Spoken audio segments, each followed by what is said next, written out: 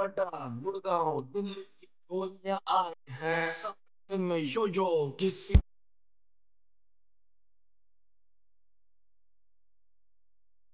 কি ব্যাপার দাদা ভাই, আজ তুমি খুব হ্যাপি দেখছি। I am very happy today Alia, very happy. তুমি ভাবতে পারবে না আলিয়া, আজকে আমার স্বপ্ন পূরণ হয়েছে। আমি তো এই স্বপ্নটাই দেখেছিলাম, এই গোটা ইন্ডাস্ট্রি, বিজনেস, সবকিছু, সম্পত্তি সব আমার হাতের মুঠোয় থাকবে, হাতের মুঠোয়। আর সেটা আজকে পসিবল হয়েছে। আমাকে আর বাবার পারমিশন নিতে হবে না। এখন আমি যেরকম ভাবে চাইবো সেরকম ভাবে বিজনেস রান করবো। I am the king of this kingdom right নাও।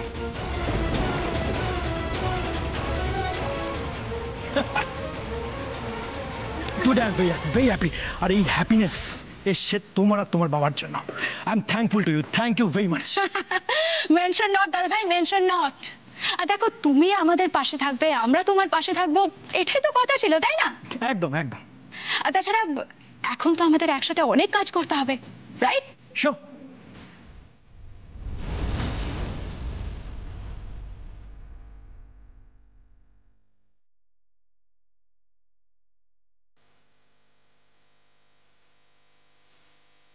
লোকজন সবাই তো টলছে, নাচানাচি করছে, হইচই করছে। এইরকম একটা জায়গায় দাদা ভাই উকিলের সাথে মিটিং করছে। এবার তুমি শুধু দেখতে থাকো দাদা ভাই, আমার আর আমার ড্যাডের অপমানের বদলা তোমার পরিবারের সবার ওপর আমি কিভাবে নিই। সবাইকে আমি এমন চাপে ফেলবো যে সবাই কেঁদে একেবারে কুল পাবে না। বিশেষ করে ওই উমা, দ্যাট চিপ গার্ল। ওই উমা যেমন এক এক করে আমার কাছ থেকে অভিকে, আমার ক্রিকেট ক্যারিয়ার, আমার স্বপ্ন সবকিছু কেড়ে নিয়েছে, এবার আমিও উমার কাছ থেকে এক এক করে সবকিছু কেড়ে নেব। Every single thing.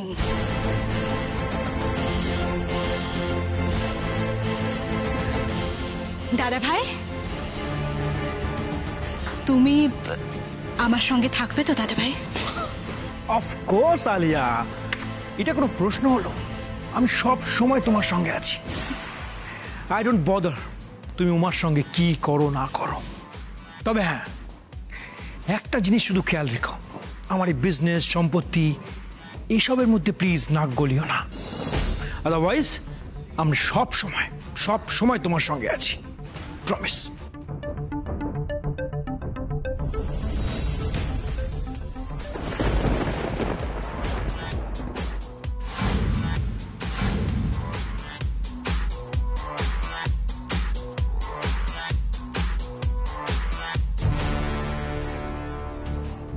এই সঞ্জয় বোস আর আলিয়া বোস বাবাকে খুন করার পরিকল্পনা করে নিয়েছিল।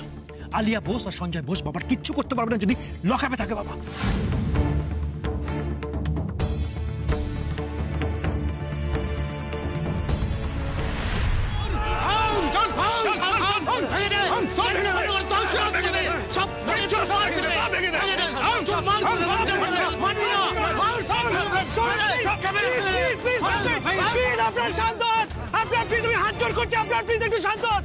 দেখুন, আমার বাবা অম্বরীশ আচার্য অপরাধী নন, এই ব্যাপারটা একটু বুঝুন প্লিজ। সব অপরাধী অপরাধ করে যায়, কি কথা বলে? আমি বুঝতে পারছি আপনার কথা, আমি বুঝতে পারছি, কিন্তু আপনারা তো আমাকে চেনেন। দেখুন, আমার বাবা যদি অন্যায় করে থাকতো তাহলে আমি নিজের টিম ইয়াং বেঙ্গলের সাথে আপনাদের পাশে দাঁড়িয়ে থাকতাম। প্লিজ এটা একটু বুঝুন, আমার কথাটা একবার বিশ্বাস করুন প্লিজ। কেন বিশ্বাস করবো আপনার কথা? কি প্রমাণ আছে আপনার কাছে? আপনার দাদা অনুরাগ আচার্য আদালতে গিয়ে নিজে স্বীকার করেছে যে তার বাবা খুনি।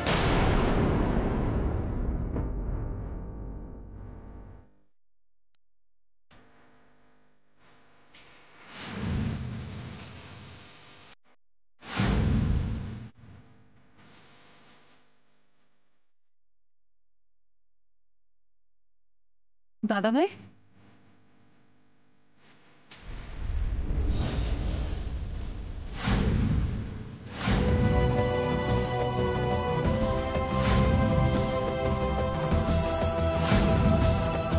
তুমি এখানে?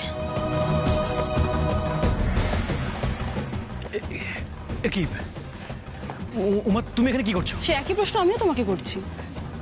তুমি তো বাড়ি থেকে বেরোলে উকিলের সাথে মিটিং করতে যাচ্ছ বলে, তাহলে তুমি তুমি এখানে আলিয়ার সঙ্গে পার্টি করছো? না না না, কি হয়েছে আমি তোমাকে কিচ্ছু বোঝাতে হবে না। আমি সবটা বুঝতে পারছি দাদা ভাই, বরং এতক্ষণ আমি ভুল বুঝছিলাম। এখন আমার কাছে সবটা পরিষ্কার। আচ্ছা, একটু আগে যে তুমি বাড়িতে দাঁড়িয়ে সবার সামনে অত কান্নাকাটি করলে, কত কথা বললে নাকি আদালতে দাঁড়িয়ে তুমি বাবার বিরুদ্ধে মিথ্যে অভিযোগ আনতে বাধ্য হয়েছো। এই আলিয়ার সঞ্জয় বোস নাকি তোমাকে ভয় দেখিয়েছে, ভয় দেখিয়ে বলেছে যে ওরা বাবাকে খুন করে দেবে, তাই তুমি বাধ্য হয়ে বাবার বিরুদ্ধে মিথ্যে অভিযোগ এনেছো। সেই সবটা তোমার সাজানো কথা ছিল, মিথ্যে কথা ছিল। তুমি বাবার জন্য নয় দাদা ভাই, নিজের স্বার্থে বাবার বিরুদ্ধে মিথ্যে অভিযোগ এনেছো। তুমি নিজের জন্য বাবার বিরুদ্ধে এই নোংরা চক্রান্তটা করলে।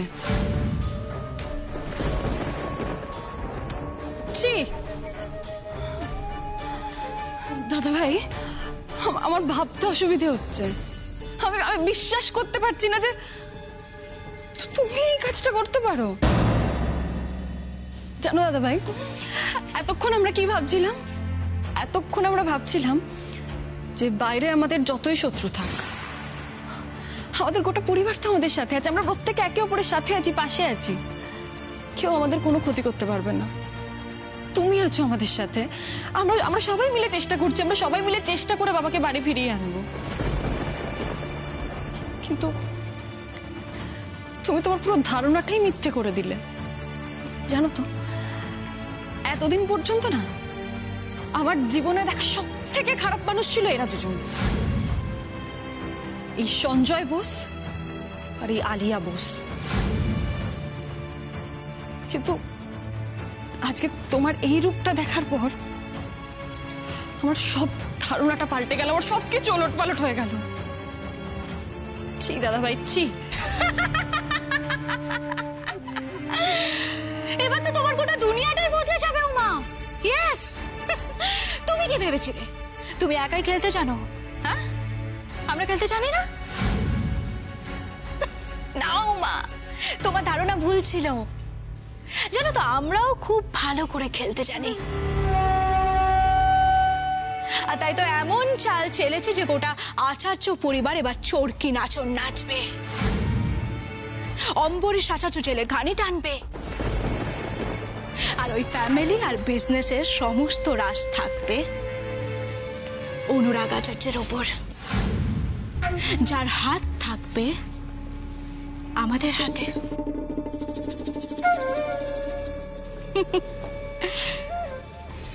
কাজে তুমি বুঝতে পারছো উমা যে এবার আমরা যা চাইবো তাই হবে। কি বললে আলিয়া? তোমরা মানে তুমি যা চাইবে সেটাই হবে? ইয়েস। আলিয়া, তুমি তো অভিপূর্ণ বাবুকেও চেয়েছিলে, পেয়েছো? পাওনি তো। তুমি তো আমাকে হারাতেও চেয়েছিলে, সেটাও পারোনি। তুমি চেয়েছিলে ইন্ডিয়া টিমের ক্যাপ্টেন হবে, সেটাও হওয়া হয়নি।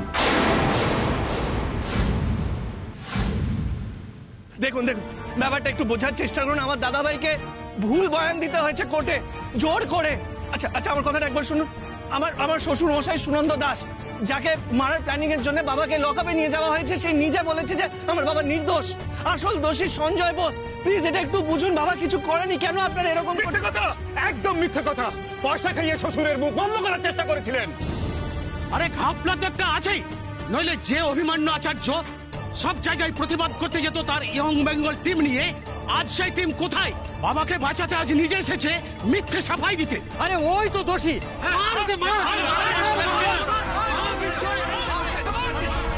যতদিন আমি আছি ততদিন তোমার কোনো অন্যায় চাহিদাই পূরণ হবে না, কারণ আমি সেটা হতে দেব না। সাবধান আলিয়া, খুব সাবধান। দাদা ভাই, তোমাকে একটা কথা বলে রাখি, তুমি আমাদের গোটা পরিবারের বিরুদ্ধে গিয়ে এর সাথে হাত মিলিয়েছো না? একটা কথা মনে রেখো, সাপের সাথে বন্ধুত্ব করলে কিন্তু সাপের ছোবলেই মরতে হয়। আর আলিয়া হচ্ছে সেই সাপ, ও নিজের স্বার্থের জন্য সবাইকে ছোবল মারতে পারে। ঠিক দেখো, আজকে তোমাকে পাশে পেয়ে আমাদেরকে ছোবল মারলো। একইভাবে যেদিন ওর স্বার্থে আবার আঘাত লাগবে, যেদিন ওর নিজের কাজের আবার দরকার হবে, সেদিন অন্য কাউকে পাশে পেয়ে তোমাকে ছোবল মারবে। ওর সাথে হাত মিলিয়েছো তো? নিজের পরিবারের বিরুদ্ধে গিয়ে এর সাথে হাত মিলিয়েছো তো? দেখো দাদা ভাই, যখন তুমি বিপদে পড়বে তখন কিন্তু পরিবারের একজনকেও তোমার পাশে পাবে না। তখন এই বিষাক্ত সাপগুলোর সাথে একা লড়তে পারবে তো? এই উমা, শোনো শোনো শোনো, এক মিনিট, কি বোঝাচ্ছ তুমি দাদা ভাইকে? হ্যাঁ, কি বোঝাচ্ছ? এই যে শোনো, দাদা ভাই আমাদের বিপদের সময় আমাদের পাশে দাঁড়িয়েছে,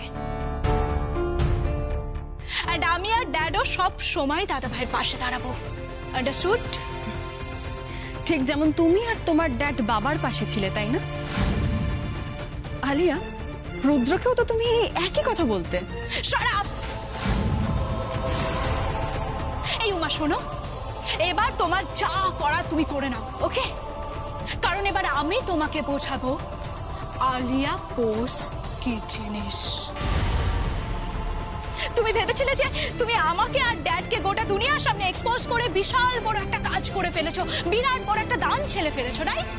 হ্যাঁ, এবার তুমি দেখবে উমা, দান চালা কাকে বলে। এই যে শোনো, তুমি তুমি আমার কাছ থেকে যা যা কেড়ে নিয়েছো, আমি তোমার কাছ থেকে তার দ্বিগুণ কাড়বো উমা। ইয়েস, তোমার পরিবার, তোমার ক্রিকেট ক্যারিয়ার, তোমার স্বপ্ন সবকিছু আমি ভেঙে একেবারে চুরমার করে দেব। একা, সম্পূর্ণ একা হয়ে যাবে তুমি এই দুনিয়ায় উমা। কেউ থাকবে না তোমার পাশে দাঁড়ানোর মতো, কেউ না, কেউ না। তোমার এই মনস্কামনাটাও পূর্ণ হবে না আলিয়া, কারণ আমি জানি দুনিয়ায় আমার পাশে আর কেউ থাক বা না থাক, আমার সব থেকে বড় শক্তি আমার কাছের মানুষটা সবসময় আমার পাশে থাকবে। সে কখনো আমার হাত ছাড়বে না। তাই আমি কোনোদিনও একা হব না। তোমার এই হুমকি, তোমার এই ষড়যন্ত্র, এগুলো আমি কিচ্ছু পরোয়া করি না আলিয়া, কারণ আমি জানি আমার প্রত্যেকটা বিপদে, আমার প্রত্যেকটা খারাপ সময় অভিমন্যু বাবু আমার পিছনে পাহাড়ের মতো দাঁড়িয়ে থাকবে। তাই তুমি হাজার চেষ্টা করেও আমার কোনো ক্ষতি করতে পারবে না। আর শুধু অভিমন্যু বাবু নয়, আমার দুটো পরিবার আছে আমার পাশে, আর আমার বাবা আছে আমার পাশে। তাই নাকি উমা? এত কনফিডেন্স? তুমি বলতে চাইছো তোমার পরিবার তোমার পাশে থাকবে আমার এগেইনস্টে গিয়ে? ঠিক আছে, তাহলে দেখি তোমার পরিবার তোমার পাশে থাকে নাকি আমার পরিবার আমাকে বিশ্বাস করে। আমিও দেখতে চাই। তুমি কি ভেবেছ কোনো প্রমাণ ছাড়া, কোনো কিছু ছাড়া সবাই তোমাকে বিশ্বাস করবে? হ্যাঁ, অত সহজ?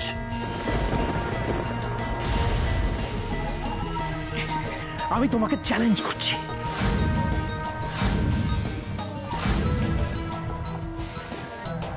যাও, বাড়িতে সবাইকে গিয়ে বলে দাও, ঠিক যা যা দেখলে ডিটেলসে বলো। আমি দেখতে চাই আমার বাড়ির লোক তোমাকে সাপোর্ট করে নাকি আমার পাশে থাকে। যাও যাও যাও, প্লিজ যাও। এটা কি উমা? দেখো দেখো দেখো, ভিডিওতে কি দেখাচ্ছে, দেখো দেখো, ভালো করে দেখো।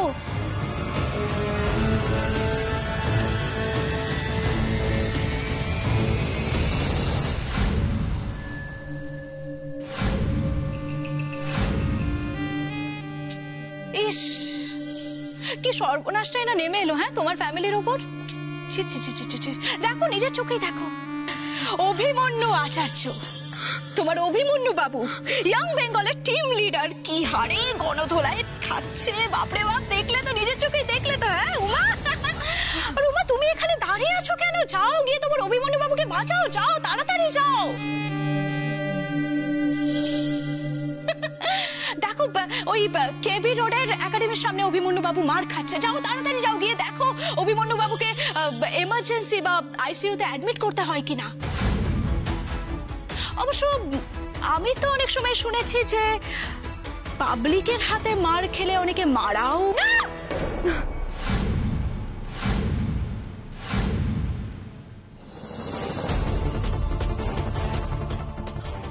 অভিমন্যু বাবুর কিছু হবে না, আমি কিছু হতে দেবো না, কিছু হতে দেবো না।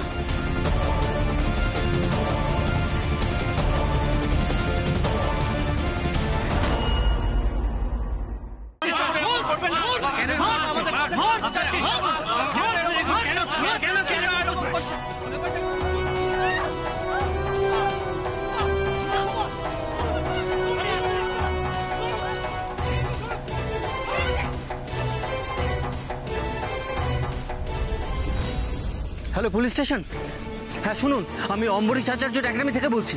আপনারা যত তাড়াতাড়ি পারেন এখানে এসে আমাদের রেস্কিউ করুন। আরে এখানে লোকজন বিক্ষোভ দেখাচ্ছে, মারামারি করছে।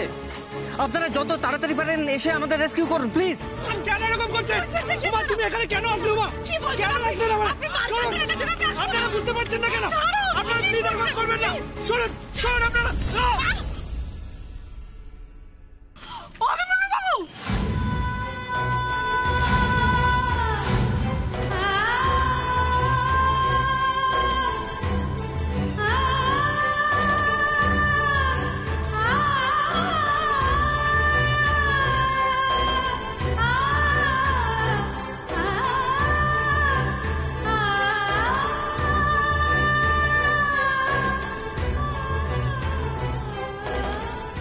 আপনার তো কপালটা ফেটে রক্ত পড়ছে।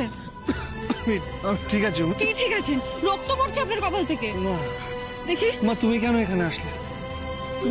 তুমি যে কেন আসতে গেলে আমি বুঝতে পারছি তোমার আসলে ঠিক হয়নি এখানে। কি বলছেন? আমি আসবো না? আমি যদি না আসতাম তাহলে আপনি আরো আঘাত পেতেন। আচ্ছা আপনি এখানে কেন এসেছেন বলুন তো? তোমার সবাইকে বোঝানো দরকার ছিল, সবাই বাবাকে ভুল বুঝছে, ঠিকটা সবাইকে বোঝানো দরকার ছিল মা। আপনি একা এতগুলো মানুষকে বোঝাবেন? আচ্ছা আপনার কি কোনো কাণ্ড জ্ঞান নেই? দেখে অনেকটা কেটে গেছে আপনার।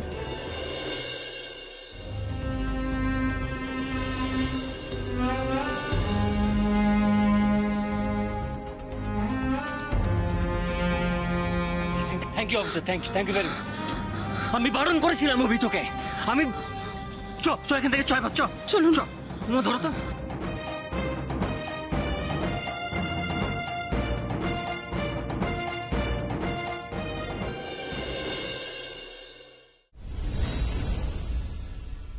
আস্তে। ঠিক আছে, আরে ঠিক আছে, আমি কিচ্ছু ঠিক নেই।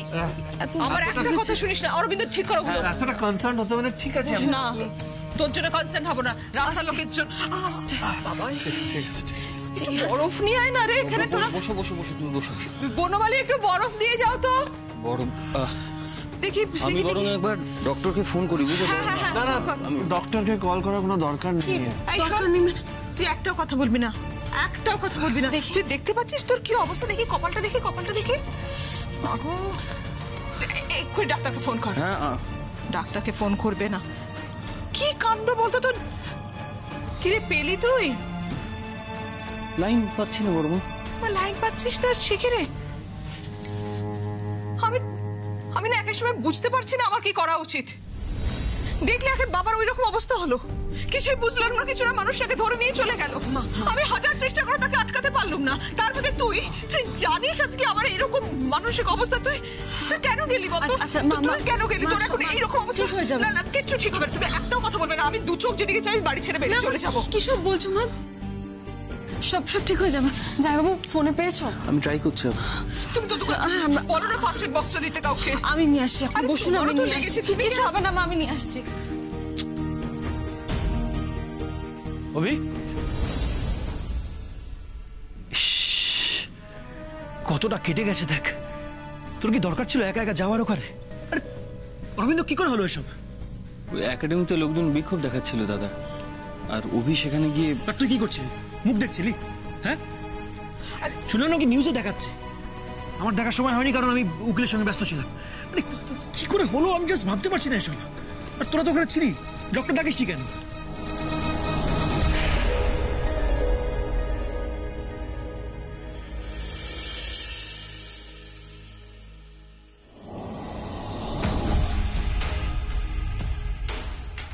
যাও বাড়িতে সবাইকে গিয়ে বলে দাও, ঠিক যা যা দেখলে ডিটেলসে বলো। আমি দেখতে চাই আমার বাড়ির লোক তোমাকে সাপোর্ট করে নাকি আমার পাশে থাকে।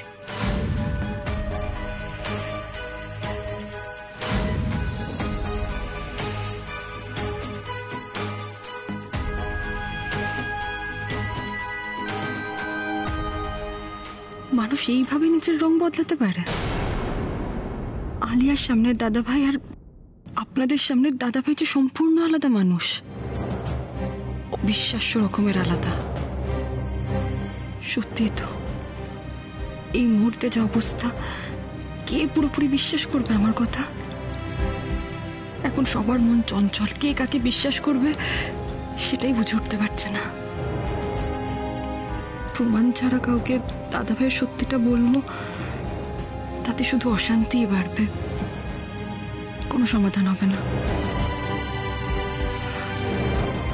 তবে মা দুঃখ আছেন দাদাভাই, তোমার এই অন্যায়ের শাস্তি তিনিই তোমাকে দেবেন, আর আমার হাত দিয়েই তিনি তোমার আসল রূপ চেনাবেন, সবাইকে চেনাবেনই।